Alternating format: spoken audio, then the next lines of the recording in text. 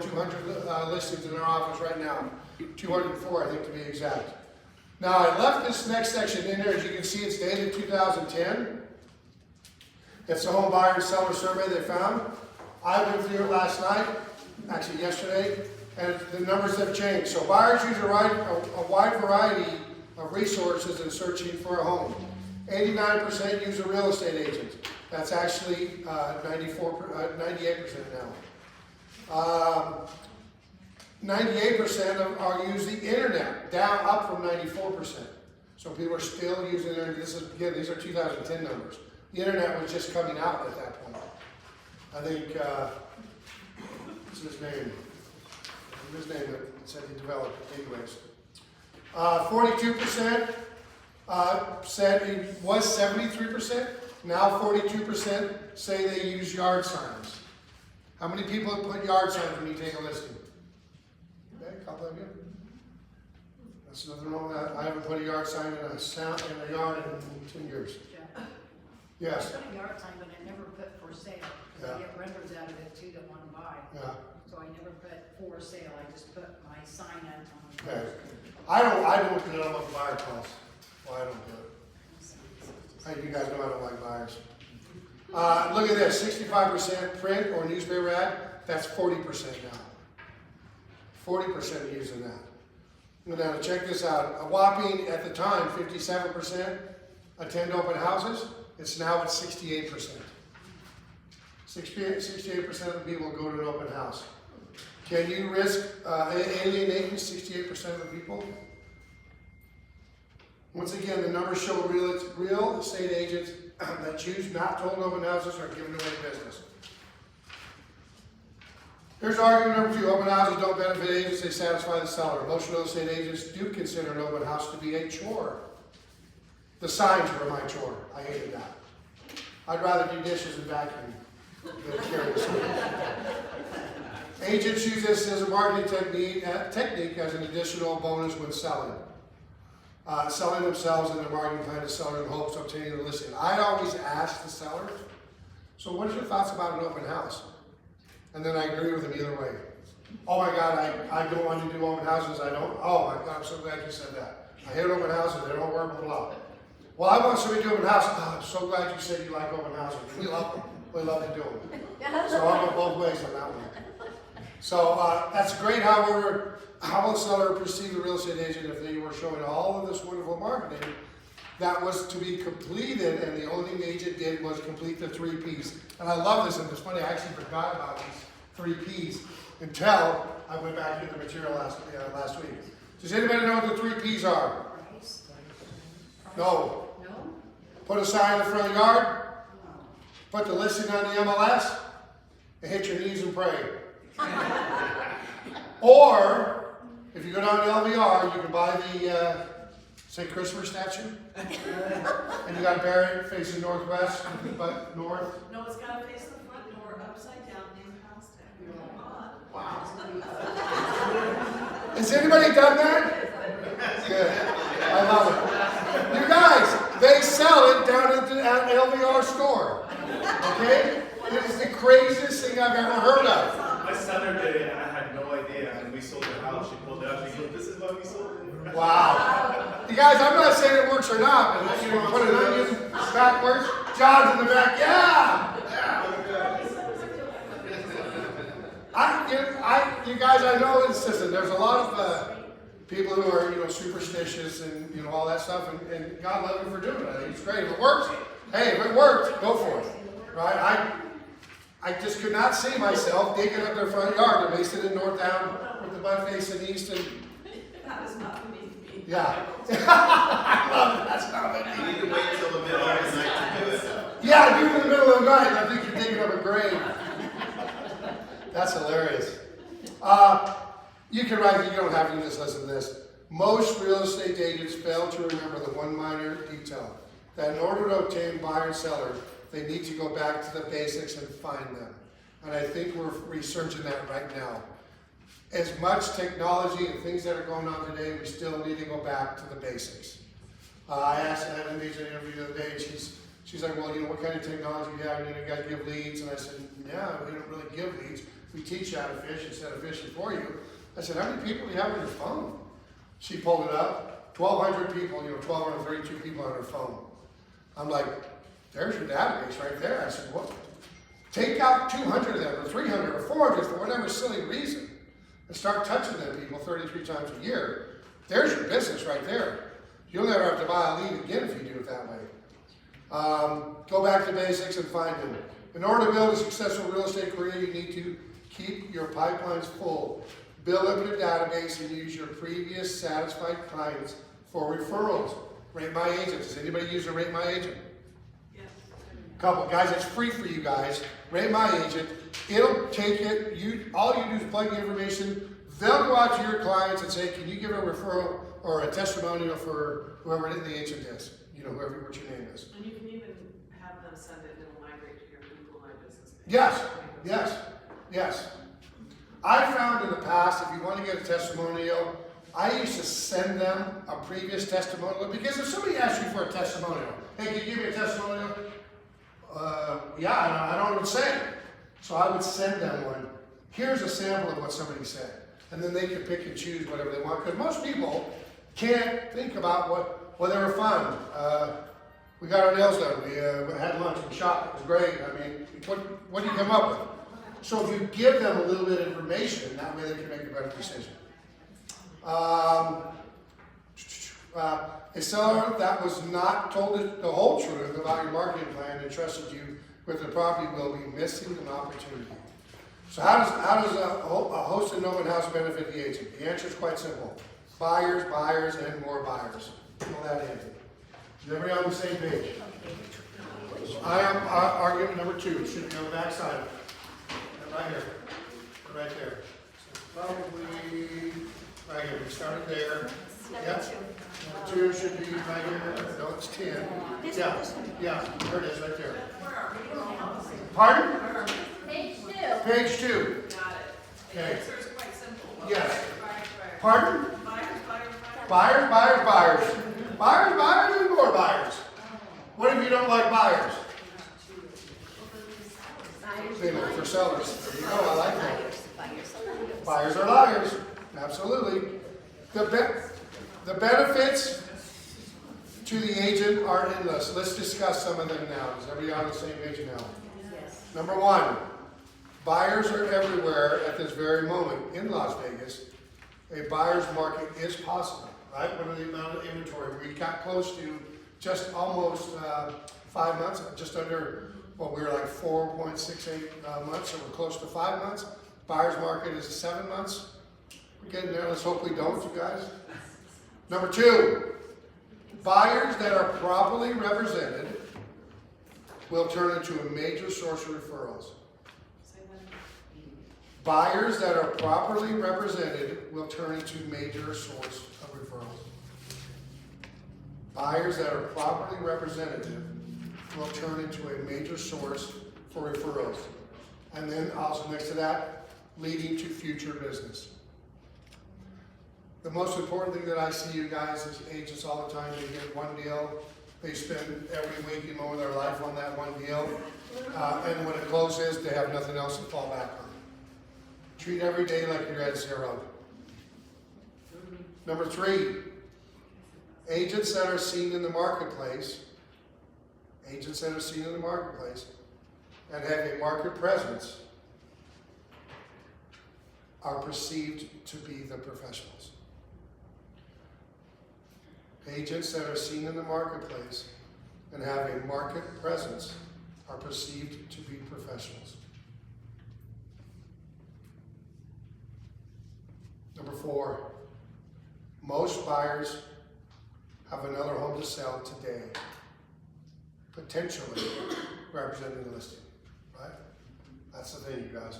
Most buyers have another home to sell today, potentially presenting listings. Usually most times they have a home they need to sell. Okay? Number 5, a great possibility to do a multiple representation on your listing. Here on mine it says double-ended, but we don't do that anymore. It's called multiple representation. Who wouldn't like the double-ended deal? Double-ended deal. Has anybody in here ever done a multiple representation? Did you like it? I knew the agent on the other side wasn't gonna screw it up, so I loved it. Yeah. I've done probably 10 of them, maybe even 15. I know some agents are uncomfortable with it. Yeah.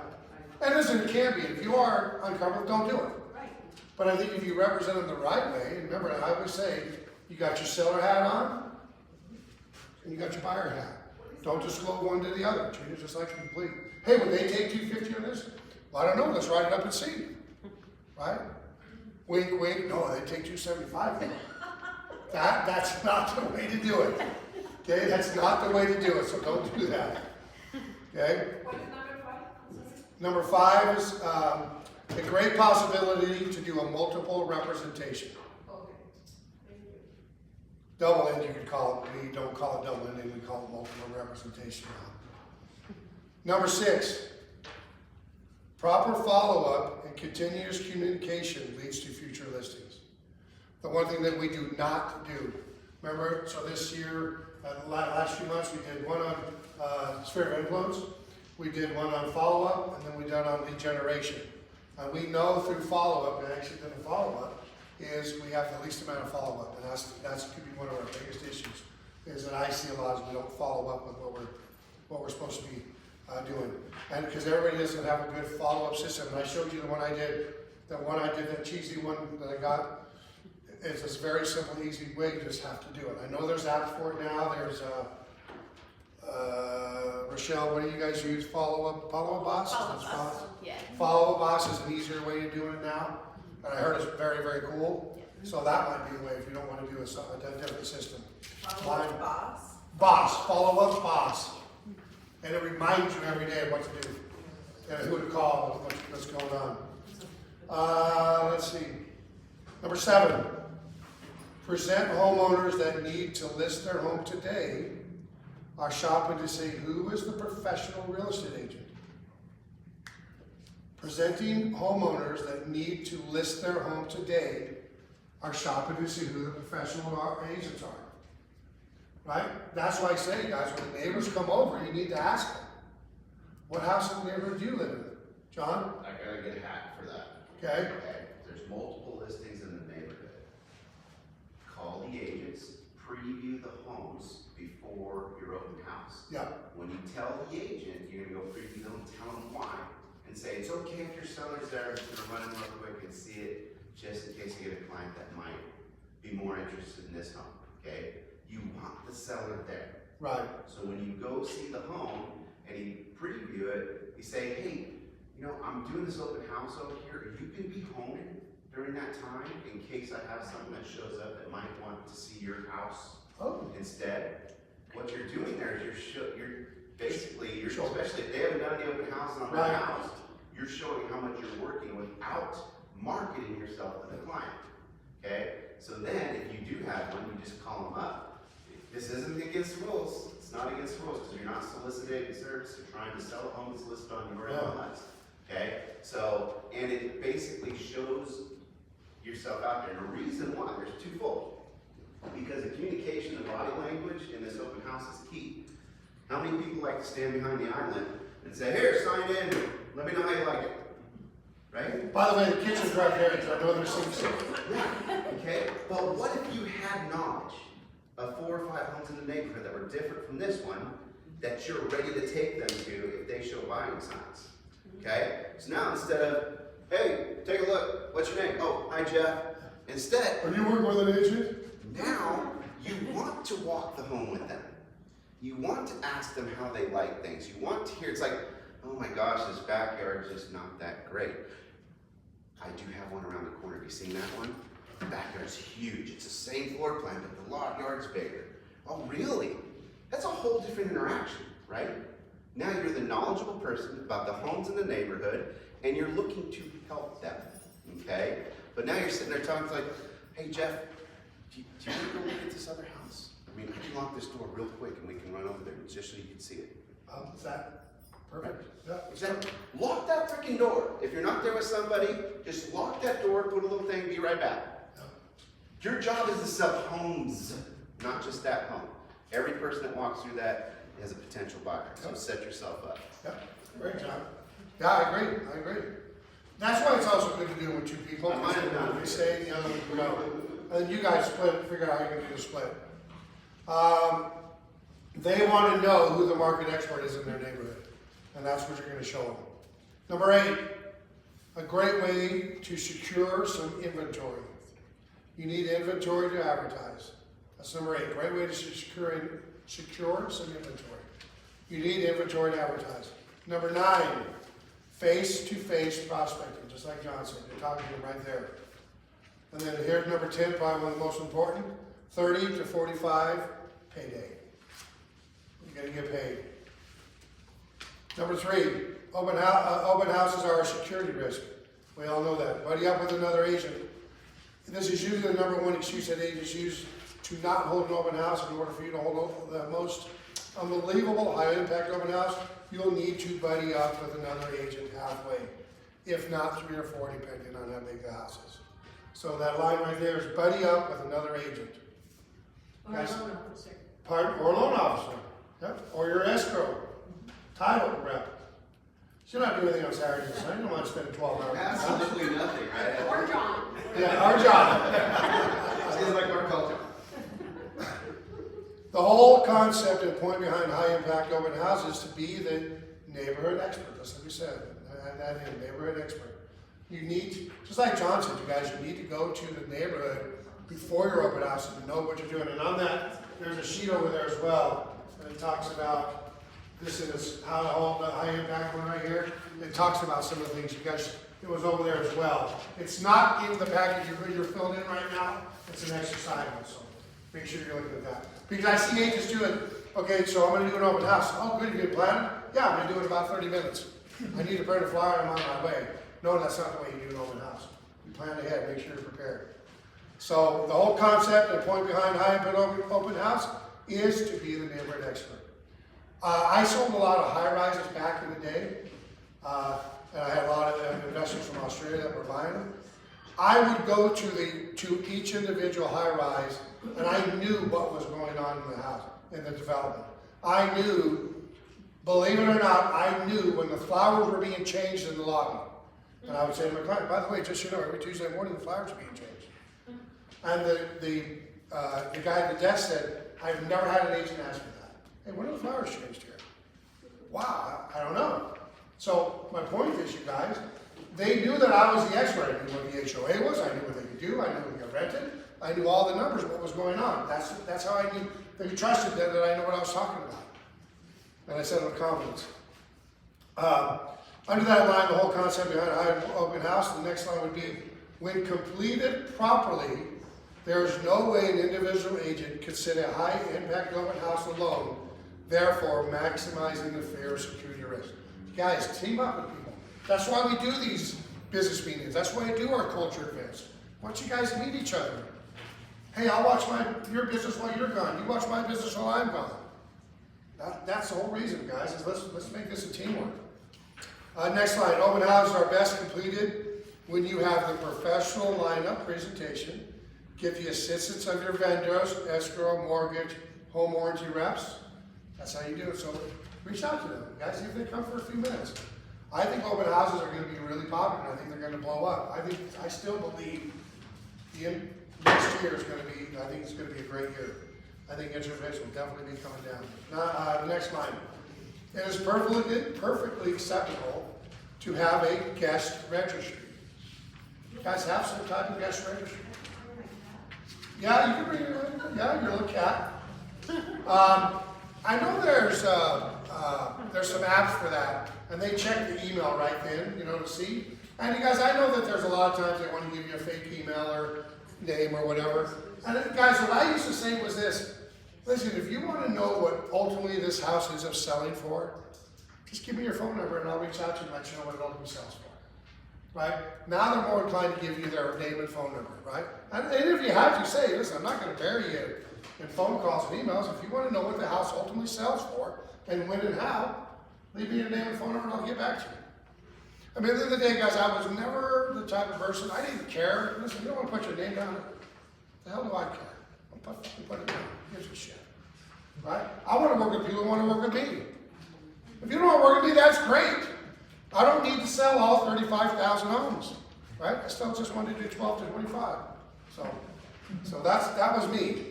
It's perfect acceptable to have a guest registry in an open house that people must sign into. This ensures that they, next line, I'm sorry, fill in. This ensures that they know you care about security. And if you do not want to sign, come on, Jeff. If you do not want to sign in, they will make an appointment. While people can use a false name and address, it will turn into a criminal. Guys, it's happened, so just be careful. Again, I wouldn't get too wound up if they're putting the name down or not. That's me, but everybody does it a little bit different. I mean, I know you're trying to get them, but if they don't feel right, if the conversation isn't flowing, they're working with another agent, go that direction. Jim, Please. what do you think about I go to open houses on the weekend just to kind of see what everybody else is doing. Right. And one guy had a QR code on the door and you couldn't come in the open house without filling out the QR code. So I thought that was a lot, but. Yeah. Well, let me ask you guys. You're going to go to a restaurant. There's a QR code on the door, and you got to fill your information out to sit down and eat lunch. Are you going to do it? Probably not. Right. That's my thought. Right? I mean, if you're looking to buy a home and they wanted all your information just to walk in the door, would you do it or would you turn around and leave? Right? So think about how we would all feel about that. I don't think I would fill it out. I just want to walk in and see it. That house was so beautiful though, I wanted to see it, so I did. Right. So you did. So I did, yes. Tell me you're not an agent to see how much they bother you. I'm thinking about buying a house. No, don't do that. Sometimes you can just say it's for the seller for security reasons Right. and not for the house. You guys, in your guys' deal, there's this evaluation form that we used to use back in the day as well. I think it's pretty cool. I think it's something that you can certainly get behind. And just say, give me a quick for my sellers. I don't think we do enough broker opens as well. I think we should do more of them, especially when we know in today's environment that the way the market is going, sellers are still up here. Like I said, we had over 600 price reductions and $400,000 to $800,000 for the last 12 weeks. Somebody is finally getting to the seller saying, listen, if you want to sell your home, this is where it needs to be, right? Remember, you guys, we don't make the market, we interpret it. And this is what's going on today. Well, I don't like it. I don't like it either. But this is where we're at. You want to sell your house. We need to get away from trying to argue with our clients over stuff. Right? We need to stop with the argument over the nonsense with them. I'm done talking about that. Here's the numbers. I don't like it. Anyway, what's next? Well, I don't like your attitude. Good. I'm leaving. Take your listen. Stick it. I don't care. Guys, do we want to work with people? If they're arguing right now, what's it going to be like during the inspection, the appraisal? Right? Has anybody had a ornery seller? Okay? That you're saying that as you walk in the door, please let this jackass get hit by a bus. Please. I want to watch it. I want to see it. I want to step on his carcass. Okay? We all have it, trust me. And some of you are lying to yourselves because I know you think about it. Probably not the right thing to do. You would do the help. Hey, sorry about that. I didn't mean it. Trust me. They think the same thing about you. Okay? I hope that agent gets killed tonight. Okay? Trust me. At least they've said that about me.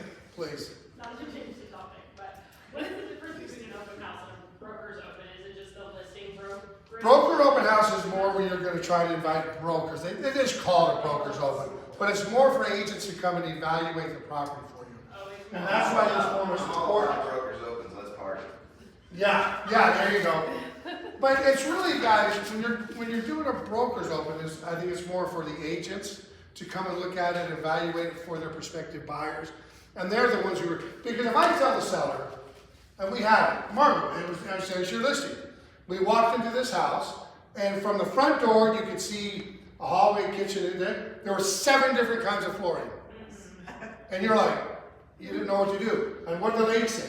Well, I absolutely love it. Everybody that came in said, the flooring, I can't relax because the flooring's driving me crazy. It's got my blood pressure's higher now because of it. Right? But she thought it was the best thing since sliced bread. But And after so, I showed her those reports, I gave them to her, because Yeah. I know she would never believe me, and Yeah. how crazy she is. So I said, this is what they said, these are. right, this isn't me saying This it. is me. And you know what she did? In the end, I talked her into giving a flooring allowance. Yeah, because you guys, and that's where it's at, is you're saying, listen, because I can talk to them doing the things, hey, the flooring's crazy, people are going nuts over it, well, that's because, you just want to low the price. Well, let's get everybody to get an opinion on it, and when they see it, not in my handwriting, Right. in everybody else's handwriting, they believe it more, and that's why you need to do that kind of stuff. All right, guys, number 4. Now, argument number 4, is everybody on that page?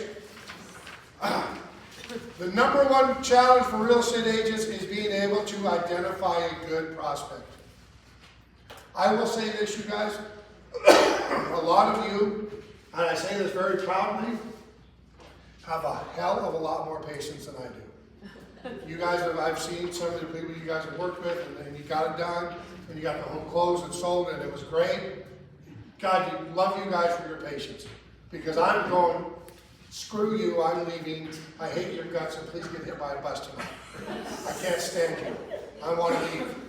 But you guys don't, and you stick to it, and I've said to some of you, stop with this asshole and throw him out. And you're like, well, Jeff, he's got a lot of good qualities, he's not that hairy, and he's kind of cute, and I think I can work with him. Okay, and you get it done, you get it closed. So God love you for it. I don't have that in me. I appreciate you guys, and I have some of you guys. You heard me when you brought something to me. You'll hear me down the hall. Motherfucker, tell that fucking asshole to stick it up his ass. And they're like, hey, Tim, all I asked you, what about the HOA? Right? So you guys have the patience that I don't. Because I wish I did, but I don't that way, guys. And I'm a very patient person. A lot of you know that. But little things like that freak me out. So, salesperson being able to identify a good prospect. Identifying a good prospect who has the ability to buy or sell. This year, this month, right? The only way to do so is to ask questions. Ask them great questions, you guys. And then I've got a series of questions right here. And this isn't all the questions. There's a million of them, but ask them some great questions. So here's some great questions that are non-threatening, not like I do, and easily answered by a prospective buyer. What other questions could you ask? Number 1, how long have you been looking? Very, very, very important. So let me ask you, John, how long have you been looking? About 7.5 years now. Wow. So how many homes looked at? 17,466 homes to be exact. Had to God, one of my agents called me and said that this agent looked at her listing and he would proudly said, I've shown this person 871 homes. Proudly. And I'm like, I need to call this guy. We need to talk. He needs some coaching and some education on this. I looked him up. He had sold like 25 homes. I'm like, guess he's doing something right. Okay? And guys, I was blown away at the number. Okay? But everybody's different in the business. That's what's great about what we do, you guys. Everybody's got their own quirky way of doing things, and that's great. Do what makes you happy and works. Number 2, very important question. Are you working with another salesperson? Or have you signed a BBRA? That has been fully executed. Please. So, like, my personal experience is, and something that I read up to is, like, I don't ask that question anymore, right? Because they'll just quickly say, yeah, and Right. they'll be lying, right? Yep. So, what I started doing was I asked, who are you working with, right? So, now they can't lie, and they're Right. them up too. Who are you working with? Then why are they not here? No! Guys, it's important to find out if they're working with something because we've had them say, no, I'm not working with them. Oh, great. Have you signed a BBRA? No, don't even know what a form is. A week later, we find out that, yeah, they did actually I sign trip it. them up with that, and I say, who are you working with? I might know them. There you go. And now they know they can't lie. You know Right. what I'm saying? Because they tried. Yeah. They tried. That's good. Guys, that's good. I like it. Number 3, do you presently own or rent? Do you presently own or rent? Right? Number 5, must you sell or complete the lease period before buying? 5 or 4? Number 5 is what I have. Must you sell or complete the lease period before buying? Like a lot of times they'll have that. Are you gonna buy? You gotta sell? What are you doing? Oh, I got a 6-month lease and I can't get out of it. Right? We have that all the time. Right? It used to be back in the day they would let them out. Relatively pretty easy. But today they're a lot harder on people who are leasing. Hey, Jeff, I think you skipped one. Did I? We're all in 4. Yeah, we're all in 4. Oh, you know what? Mine says 5. We missed 4 here on mine. That's why. So it is 4. There is, and it's gonna be 11, but it's actually gonna be 10. Hey, I'm not perfect. Okay? Perfect. Your own question. Right, yeah. Yeah. Hey, why are you yelling at me? I'm trying to stand up here and talk. Just squashing the arguments for the future. Yeah, exactly. Right. Right. See, patience, you guys, patience. You got more than I do. Let's see. Have you seen any homes that you really liked? Have you seen any homes that you really liked? How soon do you need to move?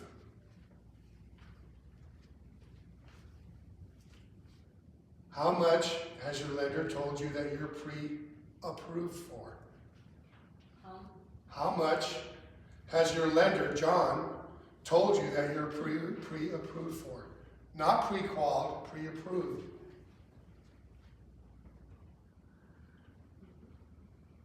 This is probably number 8. Is there any particular style that you would prefer? Is there any particular style you would prefer? And number 9, is there anyone else really helping you to make the decision about buying? That is a really good question there, you guys. You can move these around wherever you want. That's a good question. Because how many times my kids, my cousin, it blows my mind, you guys, when I see families come in and they're letting the 6-year-old daughter make the decision if they buy or not. Are you gonna be that one? Is there anyone else who will be helping you to make the decision about buying? Susie, do you like this house? No, Daddy, I don't like this. Okay, we're out. We're moving on. I just tell my wife, those are called rent-free rooms. They don't get a choice. Yeah, they can make a decision which one, that one or that one. But no, other than that, you mean, unless you're paying for it, then I'm in. And then the last one again, you guys, there's a lot more to this. What are your favorite websites to view? Properties. And that's when you set them up right then, you guys, you take that the app that we have, hey, give me your phone number, and I'm gonna send this app to you. You can search it just like the MLS. That's important. And by the way, on that site there, you can also look at, I think it's 107 other website, MLSs throughout the United States. Obviously, it doesn't cover them all, but we'll get a majority of them all. Go back one. Okay, next line. Real estate agents will still argue that open houses will only attract neighbors and browsers, but that's just another reason as to why open houses are so very important to a real estate agent's success. Why is this so? Question mark. Here we go. Number 1, neighbors are usually looking for the family or friends. Hint, hint, source of buyers. Right? We used to go door knocking. We would say, one of our lines was, who do you know that'd like to move in this neighborhood? I did have one guy say to me, moving to this neighborhood? Are you freaking crazy? I thought that was funny. But he was drinking. Because a lot of people, especially today, they want their sister across the street, their cousin, and that, you know, like that. So that's very popular right now. Number 2, neighbors may be looking to see who the neighborhood expert is. A high-impact open house will get you the interview for the listing. Show them what you're doing. Show them your knowledge of the neighborhood. Number 3, the Home Finder Center, that's at the user display. These are when you just set your boards up. Open houses will weed out the potential looky lures, browsers. How? Only good prospects will linger and ask you questions. Only good prospects will linger and ask you great questions. I know I went fast on that one, you guys. Number 4, remember, they are just noise. Don't waste your time with looky lures or browsers. Remember, they're just noise. Let them go look at their property. Don't spend a lot of time and energy with Lucky Lures and browsers. Number 5, again, multiple representation. All right, guys, we got, probably won't be able to finish because I still have, let me see what I got left here. Yeah, I've got a few more. Okay, let's do this. Let's skip the open house thing. Let's go to, remember why you're holding an open house. Did everybody see that? Remember why you're holding an open house. We'll do these quickly. John, you're up at 11, right? Whenever you're done. Okay, cool. All right. Remember why you're holding an open house. Number 1, identify a buyer for the house held open. We're always looking for a buyer for that house, you guys. Does it happen? Rarely, but it does happen at times. Number 2, identify a buyer of yours and other listings. Identify a buyer for yours and others' listings, right? If you guys carry listings, make sure you're always trying to promote your own listings. Number 3, to make contacts with current potential sellers that will lead to a listing. Okay? Number 3, to make contacts with current potential sellers that will lead to a listing. Number 4, to meet future buyers or future sellers. That's why you're holding open house. Know the neighborhood, be a market expert, know how many listings there are, how many have sold, what's going on in the average days on market in that neighborhood. And all that can be obtained right there through the MLS. It's like we do that sheet for you guys, it's just like that, it's right there. What kind of people can you expect? Number 1, people spying on behalf of the seller. Has it ever happened? Has anybody ever done that? I've never seen that happen, but I mean, I guess it's possible. Spying to see what you're doing. Always try to do a vacant if possible, guys. Try not to have the sellers there. The sellers make it really uncomfortable and weird. So try never to have the sellers there. It makes it weird. Because they want to talk the whole time. Right? They can talk them right out of That's exactly right. They're talking right out of the cell. Yes. Oh, you don't want this house, the air conditioner's about to go drop off the roof. I'll fix it. I Yeah. have like offering to fix things. Yes, yeah, stop talking. But it's hard to tell them, shut up, please. Shut up. Number 2, people with no hope of affording the home, but our perspectives nonetheless, prospects nonetheless. People with no hope of affording the home.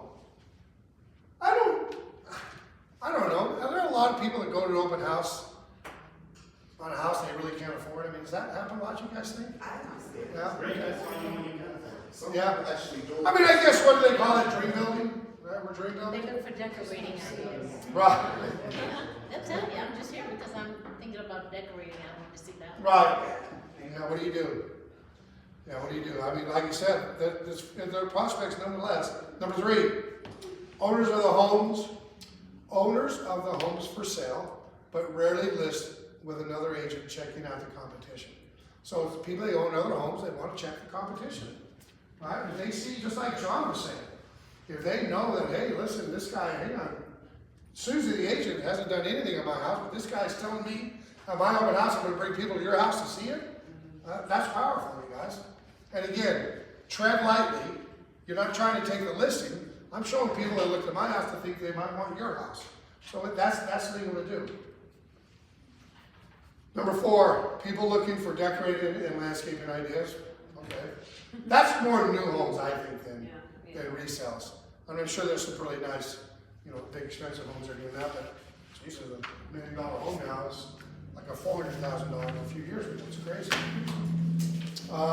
Number 5, curious time killers of all kinds and descriptions. Curious time killers, like you said, hey, we had breakfast, and we seen the open house when we came down. I know there was a couple, Gene Smith used to do it, and I think it was Bonnie, and there was another, I can't think of what it was. They literally had 25 signs, and they would drag you in for 2.5 miles. And the people finally would be like, I'm fucking going to this no matter what now. They want to turn away, but another sign, and then another sign, and then another sign. And they say, you got me because you had 25 signs. Yeah, so we split out like 5, I think. And now, like I said, they were putting out 25. I think Jeannie had like 25 signs. Number 6, people who are actually interested in the home. How about that? What kind of people can you expect? People who are actually interested in the home. What should you provide at an open house? It says right here, plate of cookies. No, it does not. Copy of the property listing. 2, detailed list of everything that's included and excluded from the asking price.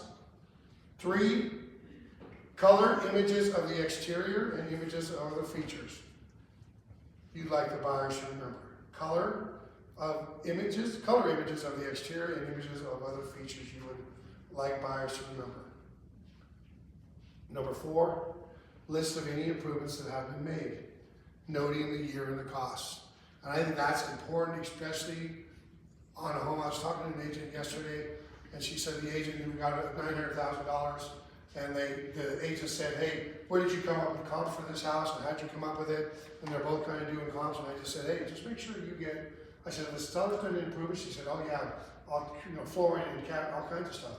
So make sure that you write that down, not only for the people, but for the appraiser. The appraiser needs to know if we want it to come in, and that's a good listing agent, make sure you get that in there so they know what's been done to them. Even if it's 2 years old, they still want to see that. That's important. This one I actually kind of like. I never really have done it. An itemized list of the annual utility costs, electric, water, gas, etc. I've never done that. Has anybody ever done that? An itemized list of the annual utility costs. No, but I haven't asked. Yeah, that might be something to put out there. I never really thought about I that. just made a form and it has what the electric, because they keep asking, what's Right. the electric bill, what's the gas bill, what's the Right, water? right. Especially if there's solar. Yeah, that's interesting. I like that. You know, it's funny. I bought my boat, and I had a boat with 1 motor, and then I bought a boat with 2 motors. And I thought, you know, what's the worst could be? Maybe half as much fuel. Wrong. Okay, 3 times the amount. Okay, so it's like, I wish somebody would have came in, hey, by the way, you realize you're going to spend $1,000 a week a day on fuel. Might have made a difference. Number 6, copy of any structural inspections or appraisals you have done with that. I don't know if I would do that. I don't think I would do that, you guys. I don't want to give them an appraisal, even if it's a year old. I don't think I would do that. Structural inspections, I think I would wait till they did their own inspection kind of stuff. So that's a few of the thoughts that I have, you guys. Any questions about that?